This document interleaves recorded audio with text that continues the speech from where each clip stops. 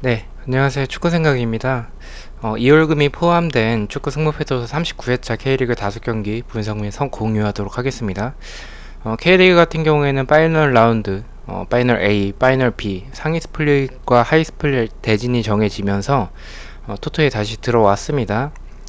스플릿이 시작이 되면 하기 전보다 조금 더 어려운, 개인적으로 좀 어려운 게 이제 뭐 비슷한 팀들끼리 만나기 때문에 그 부분에 있어서는 경기들이 전체적으로 좀 어려운 것 같다라는 생각이 듭니다. 일단 아직 투표율이 없기 때문에 최대한 간단하게 작성을 하려고 했는데 생각보다는 조금 내용이 좀 많긴 한데 최대한 간단하게 말씀을 드리도록 하겠습니다. 1번 경기입니다. 6위 광주 대 5위 대구의 경기고요. 광주는 포항에게 5대3 패배, 대구는 울산과 2대2로 비겼습니다. 광주는 홍준호와 펠리페가 퇴장을 당했고요. 윌리안은 경고 누적으로 출전하지 못합니다. 1승 2무 2패를 하고 있습니다. 대구 같은 경우에는 대안이 일단은 가벼운 부상이라고 하는데 뭐 일단은 광주전에 출전을 할지 안 할지에 대한 여부는 좀 불투명한 상황인 것 같습니다. 1승 3무 1패로 리그 그리고 원정에서 모두 2연속 무승부를 하고 있습니다. 동기부여를 보면 광주는 뭐 어쨌든 시즌 목표가 잔류였었는데 그 상황에서 상위 스플릿까지 가게 되면서 아시아 챔피언스 리그까지 노리겠지만 현실적으로 좀 어려운 상황이고 대구와 승점 차가 일단 7점 차이로 많은 점수 차가 납니다.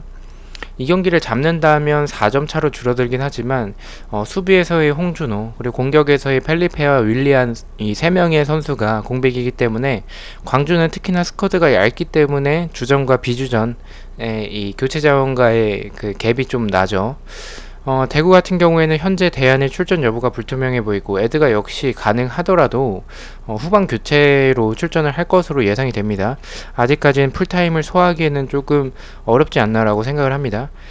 광주의 주축 자원들이 빠지기 때문에 대구가 우세해 보이는 경기인데 대구 역시 세징야 외에는 대안과 에드가가 빠진다면 김대원의 폼도 그렇게 좋지 않고 뭐 이제 제공권에 있어서도 그렇고 득점을 기대할 만한 선수가 세징야밖에 없습니다. 일단 광주가 소극적으로 경기를 운영할 것으로 보이고 역습을 노리는 이 원래의 강주의 모습처럼 나올 것 같은데 광주가 내렸을 때 대안과 에드가 없이 전반에 득점하기에는 좀 어려워 보이고 에드가가 투입되는 후반을 좀 노려야 하는 대구지 않을까라고 생각을 합니다. 광주는 그래도 엄원상이 있기 때문에 역습 한 방이 있긴 하지만 반대로 말하면 엄원상만 대구가 잘 막으면 광주 역시 펠리페와 윌리안이 없는 상황에서 마르코 잘 모르겠어요 이 선수. 네, 그렇게 좋진 않은 것 같습니다. 이 뭐 특출나게 뭐 어떤 플레이가 이 선수의 장점이다 이런 느낌이 드는 게 없어서 뭐 김주공 선수 지난 경기 좋긴 했지만 지난 경기 좋았던 상황에서는 전방에 윌리안이나 펠리페 같은 이런 크랙 선수나 좀 버텨주는 선수가 있었기 때문이다라고 생각을 하고요. 그들 없이 대구의 수비진 상대로는 광주가 득점하기엔 좀 어렵다라고 생각을 합니다. 대구 사이드 쪽으로 보고 있고요. 이 경기는 지루한 경기 끝에 후반전에 에드가가 투입을 되고 나서 한 골을 좀 우겨 넣고 겨우 이길 것 같다라고 생각을 합니다. 광주의 단통 패 쪽을 보고 있는데 일단 무승부도 조금 고려를 하고 있어요. 대구의 이런 공격적인 모습에서 에드가와 대안의 출전 여부가 불투명하기 때문에 일단 뭐 상대 전적은 대구가 우세하고 이번 시즌에는 광주가 승리를 했었습니다. 자, 2번 경기입니다. 2위 전북 대 3위 포항의 경기고요. 전북은 상주에게 1대0 승리, 포항은 광주에게 5대3으로 승리를 했습니다. 네, 전북은 한규원과 이용이 부상으로 일단은 지난 경기 결장을 했는데 출전 여부가 좀 불투명한 것 같아요. 3승 1무 1패로 3연승을 하고 있고 홈에서 2연승을 하고 있습니다. 포항은 아시아 챔피언스 리그 티켓을 따냈고 전민강이 이제 퇴장으로 이번 경기까지 출전을 하지 못합니다. 4승 1무로 2연승을 하고 있습니다. 포항은 팔로세비치가 살아나면서 좋은 모습을 보여주고 있고요. 전북은 결과적으로 경기력이 그렇게 좋지는 않았어도 전반에 득점을 만들어서 또는 후반에 득점을 만들어내고 그리고 그 점수를 지켜내면서 그렇게 꾸역승하는 그런 모습이 어떻게 보면 경기력에 있어서는 답답할 수는 있어도 결과를 만들어내기 때문에 그 모습 자체는 좋다라고 생각을 합니다. 전북이 상주 상대로 승리하긴 했지만 상주는 문선민과 권경현을 아예 명단에서 제외를 시켰었던 그런 전력이었고요. 바로 후에 크로스, 구스타보의 이런 제공권, 좋은 모습이었지만 한교원과 이용의 출전 불투명은 지금 현재 전북에게 있어서 우승 경쟁에 있어서 중요한 상황인데 조금 아쉽다라고 생각이 들고요. 그래도 지난 경기 울산이 좀 부러지면서 대구가 무승부를 하면서 울산과 승점이 동률이 됐습니다. 일단 전북은 한교원 자리에 조규성이 아마도 U22 카드로 나올 것 같고, 이용 자리에는 뭐 최철순, 그리고 좌측에 이제 이주영이 나오는 지난 경기와 비슷한 라인업으로 나오지 않을까라고 생각을 합니다. 현재 두 팀의 경기력과 전북의 뒷공간, 측면 공간들을 생각을 해본다면 포항의 경기력이 훨씬 더 좋기 때문에 전북 상대로 이변을 만들어낼 수 있을 것 같다라는 생각이 있습니다. 하지만 포항 역시 수비적으로 지난 경기 광주에게 좀 실점하는 모습, 그리고 역전을 당하는 모습, 역습에 대한 불안함, 측면과 크로스 수비에 대한 불안함이 항상 지속적으로 가지고 있죠. 세트피스도 이번 시즌 내내 좀 불안한 모습이 있고요. 전북은 구스타보도 있고 조규성은 조금 아쉽긴 해도 뭐 쿠니모토나 이승기, 김보경 등 이선 자원들이 굉장히 좋기 때문에 포항의 중앙 공간도 또 굉장히 많이 내주는 팀이기 때문에 그런 상황에서 좀 중거리 한 방도 있지 않을까라고 생각이 됩니다. 전북은 어쨌든 경기력이 안 좋아도 우승 DNA, 우승을 해본 팀이고, 동기부여적으로 볼 때 포항은 아시아 챔피언스 리그를 따냈기 때문에 티켓을 따냈어서 동기부여가 크게는 없지 않을까라고 생각을 합니다. 그래도 경기를 포기할 것 같진 않아요. 우승 경쟁 팀들과의 승점도 10점 차이가 조금 나는 이런 포항의 상황이고, 전빈강의 부재나 상대 전적에서 전북이 압도적이고 동기부여 등을 생각을 해본다면 저는 이 경기는 그래도 또 전북이 꾸역승을 하지 않을까, 단통승을 예측을 합니다. 경기력만 본다면 일단 포항 사이드긴 해서 투표율이 좀 전북 쪽으로 많이 몰린다라고 하면은 좀 이번 이변도 고려해봐야 될 경기다라고 생각을 하고 있습니다. 7번 경기입니다. 7위 강원 대 10위 성남의 경기고요. 강원은 부산에게 2대0 승리, 성남은 인천에게 6대0으로 패배했습니다. 강원은 홈구장, 이 그라운드 상태에 대한 그런 문제가 있고 2승 3패로 6경기째 무승부가 없긴 하지만 홈에서는 3연패를 하고 있습니다. 일단은 뭐 3연패를 홈에서 하고 있다라는 점에 있어서는 경기장 상태가 얼마나 안 좋은지에 대한 그 대변이 되지 않을까라고 생각이 듭니다. 성남은 일단 뭐 수비에서 핵심 선수죠. 연준 선수가 퇴장을 당했고 1승 1무 3패로 3연패를 하고 있습니다. 경기력만 본다면 성남은 일단은 김현성이 복귀한 점은 조금 다행이라고 생각이 되지만 연재훈이 없는 부분에서는 조금 불안하다라는 생각이 됩니다. 분명 라인을 내리고 수비적으로 나오고 압박이나 나상호를 활용한 역습을 노리는 모습으로 나올 것 같습니다.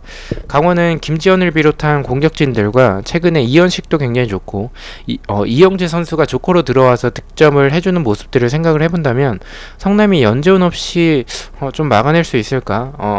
좀 어려울 것 같아서 강원 사이드로 보고 있습니다. 하지만 이 경기가 강원의 홈구장이 아니었다면 강원이 좀 무난하게 이길 것 같은 경기긴 한데 강원의 홈구장의 그라운드 상태가 너무나도 좋지 않고 그렇기 때문에 강원은 빌드업을 하는 팀인데 빌드업이 제대로 이루어지기가 어렵죠. 결정력도 좀 떨어지는 부분이 있고 강원의 뒷공간이나 수비적으로 이제 뒷공간에 대한 노출도 있고 제공권이 좋은 선수가 좀 없기 때문에 성남을 공략하는 방향은 이제 중거리를 때리거나 아니면 제공권으로 두드러 패는 건데 그런 상황에서는 잘 만들어낼 수 있을까라는 생각이 좀 들긴 합니다. 라인 내린 성남 상대로 득점하기에는 어려울 수도 있을 것 같다라는 생각이 있습니다.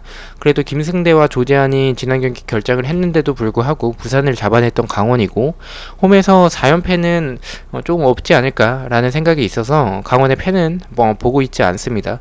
성남은 강등 경쟁 팀들과 승점이 1점밖에 나지 않기 때문에 동기부여가 있고 강원 역시 강등권 팀들과의 승점 차이가 그렇게 크진 않아서 조금 자유로운 상황은 아닙니다.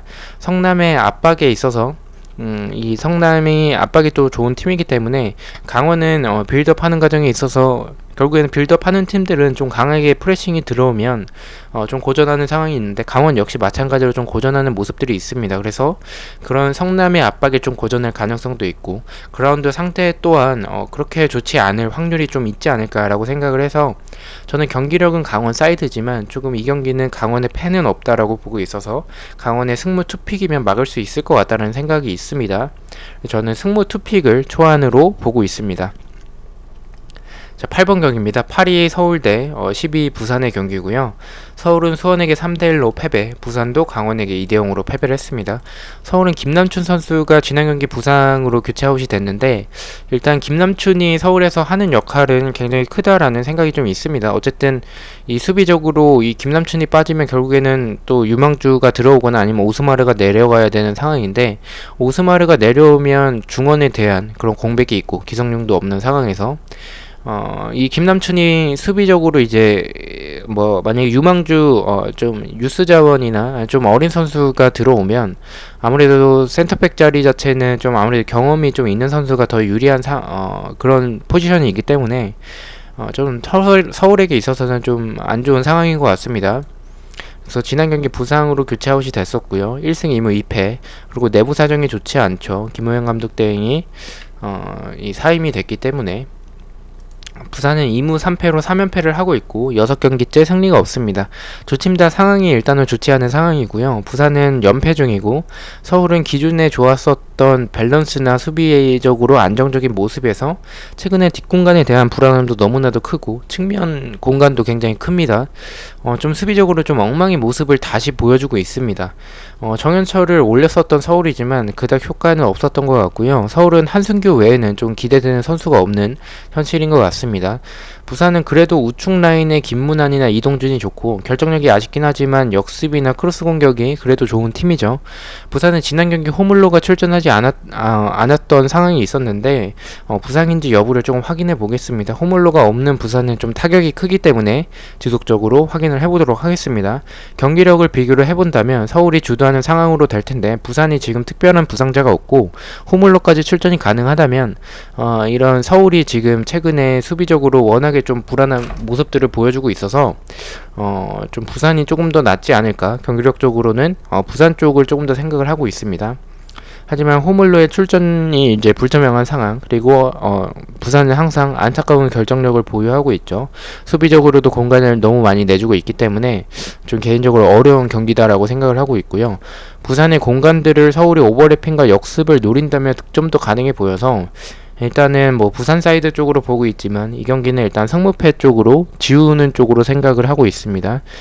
최근 서울의 뒷공간이나 측면, 크로스 수비 등을 생각을 해본다면 경기력적으로는 부산이 더 낫다라고 생각을 하고 있습니다.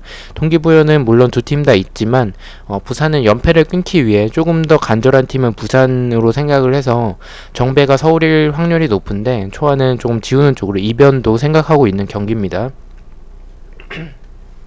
자, 마지막 경기입니다. 11위 인천 대 9위 수원의 경기고요. 인천은 성남에게 6대0으로 승리를 했고요. 수원은 서울에게 3대1로 이겼습니다. 인천은 일단 3승 1무 1패를 하고 있고 수원은 2승 1무 2패로 2연승을 하고 있습니다. 이 경기도 좀 개인적으로 어렵고요. 인천이 일단은 지난 경기 승리하긴 했지만 연재훈이 전반 초반부터 퇴장을 당하면서 분위기를 완전히 인천이 가져갔었다라고 생각을 합니다. 그래도 무구사의 득점력이나 아길라르, 김도혁 선수 등은 좋았습니다. 인스타보 선수도 교체로 출전을 했었던 인천이고 무구사가 국대에 아마도 차출될 가능성이 높은데 차출 전 마지막 경기가 되지 않을까라는 생각이 있습니다. 아무래도 자가격리 기간도 있기 때문에 세트피스와 크로스, 역습과 압박이 좋았던 인천이었고요. 수원은 연승을 해나가면서 좋은 분위기를 가져가고 있습니다. 타가티의 멀티골, 그리고 이기재 선수가 전역을 하면서 복귀를 했고요.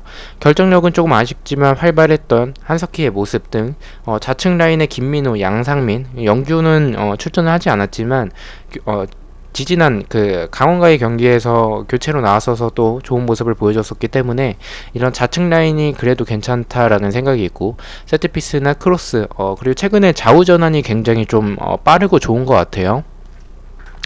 일단 중원에서 한석종, 고승범이 있는 수원의 중원과 인천의 중원을 비교를 해본다면 수원 쪽이 조금 더 무게감이 있지 않을까라고 생각을 하고요. 전방에서 이제 타가트가 살아났다라는 점과 인천이 조금 압박에 고전하는 모습과 측면과 중앙 공간 이런 불안한 부분들을 수비적으로 생각을 해본다면 개인적으로 이 경기는 조금 수원이 조금 더 유리한 경기를 하지 않을까라고 생각을 합니다. 다만 이 가을에서의 인천이고 수원 역시 공간과 압박의 고전하고 크로스 수비에 대한 불안함이 있는 팀이어서 일단 헨리가 뭐 지속적으로 출전을 하지 못하는 상황이기 때문에 무구사가 마지막 불꽃을 태울 것 같다라는 생각이 있습니다. 두 팀 다 강등권 탈출에 대한 동기부여가 있는 상황에서 조금 더 조심스럽게 경기에 임할 가능성이 높다라고 생각이 들고요. 선제 실점을 하게 되면 치명적인 상황이지만 인천은 일단 무구사가 국대 가기 전에는 최대한 승점을 좀 따내야 되기 때문에 다소 공격적으로 나올 확률도 있어 보입니다. 전체적인 스쿼드와 경기력은 수원이 더 나아 보이는 상황이고 수원은 조금 더 수비적으로 나올 가능성이 있는 경기여서 수원 사이드로 보고 있지만 초안은 일단은 무승부 쪽을 보고 있어요. 수원도 뭐 이기면 좋겠지만 최악의 상황은 지는 거기 때문에 일단은 최대한 무승부만 해도 수원의 입장에서는 승점을 동일하게 가져가는 거여서 이득인 상황이죠. 그래서 조금 조심스럽게 나오지 않을까, 좀 수비적으로 조금 더 나올 수도 있을 것 같다라는 생각이 됩니다. 이 경기 일단 지울까 고민이 되는 경기이기도 하고요. 투표율과 경기 지속적으로 살펴보고 최종픽까지 고민을 해보도록 하겠습니다. 일단 이번 시즌에는 인천이 1대0으로 지난번 맞대결에선 승리를 했었습니다. 자, 이렇게 해서 K리그 5경기 분석을 마쳤고요. 내일 EPL 9경기 그리고 초안픽 공유로 뵙도록 하겠습니다. 시청해주셔서 너무나도 감사드리고 구독과 좋아요 너무나도 감사합니다. 감사합니다.